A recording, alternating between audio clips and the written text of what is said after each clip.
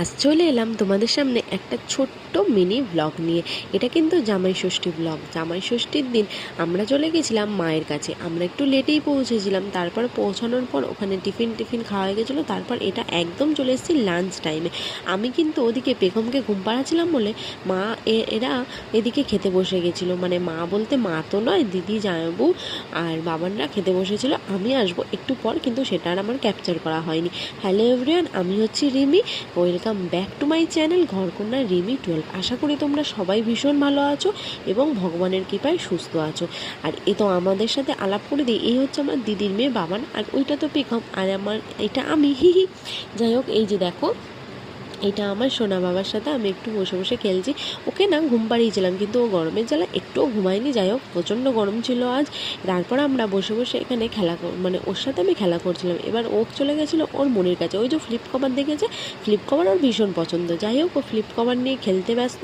আমি বলি তো এই সালে একটুখানি ভিডিওটা করে নিই, যাই হোক তোমাদের সাথে অন্তত কিছু তো শেয়ার করতে পারবো। আর এদিকে পেখমের বাবা বসে গিয়েছিলো আমার জামাইবাবুর সাথে গানের আসরে। গান তো ভীষণ পছন্দ তোমাদের দাদার, তো গান ও চেলে আর কিছু চায় না। ও কিন্তু বাড়ি এসে আবার গান বক্সটাকে নিয়ে গেছিলো। গান বক্স মানে ও যেই বক্সটাতে গান করে সেটাকে পেখমের বাবা পেখমকে শিখিয়েছে গান বক্স।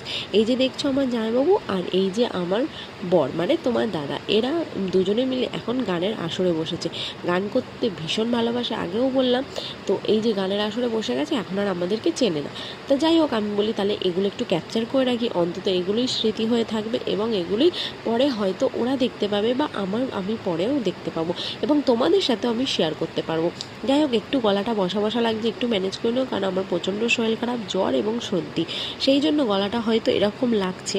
যাই হোক, এই যে দেখছো পেখম ওর মনির সাথে খেলছে, এটা আমার দিদি হয়।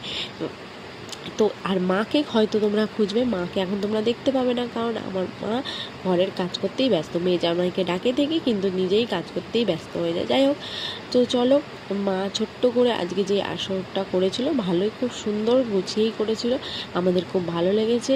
মাকে ভগবান সুস্থ রাখুক, ভালো রাখুক, এই প্রার্থনা করব সর্বক্ষণ। আর আমাদের বড়দেরও সুস্থ রাখুক, ভালো রাখুক, বাচ্চাদের সুস্থ রাখুক, ভগবান সবাইকে ভগবান সুস্থ রাখুক, ভালো রাখুক। ভগবান শ্রীকৃষ্ণ এবং রাধারানীর কাছে আমার এই প্রার্থনা। এই যে গান নিয়ে বসে গেলে আর তো কিছু চায় না, আর গানই করে যাচ্ছে কখন থেকে। তোমাদেরকে খালি একই কথা আমি বলে যাচ্ছি, কি করব বলো, যদি গান ছাড়া ওরা না কিছু করে আমিই বা কী করবো বলো তো।